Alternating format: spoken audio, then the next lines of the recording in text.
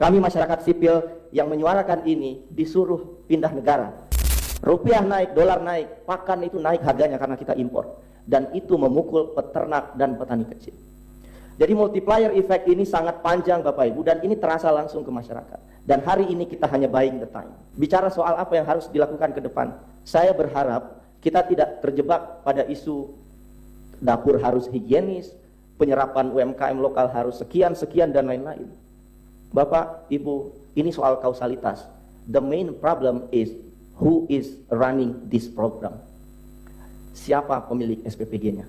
Sepanjang SPPG-nya masih dimiliki oleh orang-orang yang punya konflik kepentingan, saya sangat tidak yakin bahwa kemudian dapurnya akan dikelola dengan baik. Dan itu kalau terus terjadi, maka sampai 2029 kita akan mendiskusikan masalah yang sama. Melelahkan sekali. Ini tidak hanya lelah untuk kami masyarakat sipil, pasti juga lelah untuk Bapak Ibu di DPR, pasti juga lelah untuk masyarakat, padahal banyak hal strategis lain yang perlu kita pikirkan. Maka di titik itu, saya mungkin hanya akan bilang, secara demokrasi, hanya ada 3 institusi yang bisa menghentikan dan mengevaluasi program ini.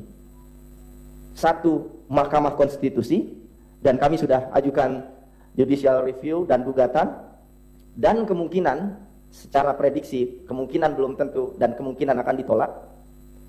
Institusi kedua yang bisa menghentikan dan mengevaluasi program ini adalah Dewan Perwakilan Rakyat.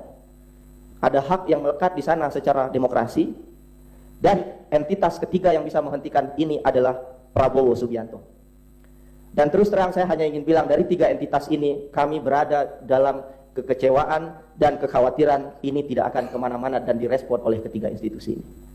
Sangat menyakitkan kalau kami berharap pada entitas keempat, yaitu Tuhan yang Maha Kuasa.